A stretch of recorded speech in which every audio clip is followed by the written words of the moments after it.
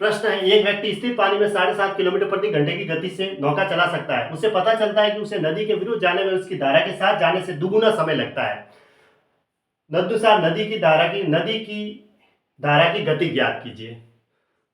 ठीक है, तो दूरी तो इसमें बराबर है, टाइम अलग अलग दे रखा है, क्योंकि व्यक्ति स्थिर पानी में का इसने 7.5 किलोमीटर प्रति घंटे की गति से नौका चला सकता है। उसे पता चलता है कि उसे नदी के विरुद्ध जाने में उसकी धारा के साथ जाने से दुगुना समय लगता है। ठीक है, धारा के साथ जाने से दुगुना समय लगता है। विरुद्ध जाने में टाइम है वो सिर्फ अलग अलग है, टाइम क्या है, अलग अलग है, लेकिन एक बार वो धारा के साथ जा रहा है और एक बार धारा के विरुद्ध आ रहा है, लेकिन दूरी वही है, दूरी समान है। इस ठीक है, दूरी समान है तो फिर नाव की चाल बटा धारा की चाल बराबर समय का योग बटा समय का अंतर डायरेक्ट कर दो, क्योंकि इतना टाइम नहीं मिलता एग्जाम में।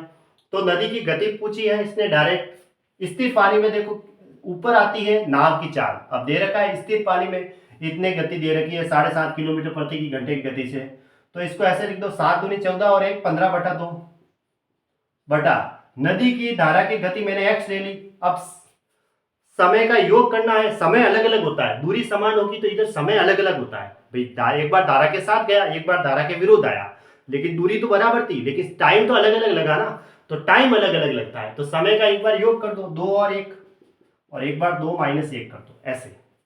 अब 15/2 ऐसा कैसा, और अब इसके नीचे कुछ नहीं होता है तो 1 है। ठीक है, इसको कैसे लिख सकते हैं 1/x, गुणा में करेंगे तो विपरीत हो जाएगा, फिर 3/1 ऐसे। अब 3 को मैंने इससे काटा, ठीक है, यहाँ नीचे 1 है यहाँ पे, तो ये कितनी बार कटा, 5 बार कटा।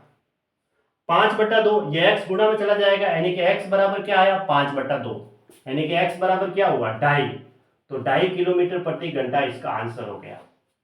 कौन सा ऑप्शन हुआ फिर 2.5 में, 2.5 कहो या 2 सही 1/2, क्या कहेंगे 2 सही 1/2 किलोमीटर पर आवर ऐसे, क्योंकि 2 का भाग 5 में देंगे तो 2 दूनी 4, शेष पर 1 रहा, 2 सही 1/2, ऑप्शन सी सही है।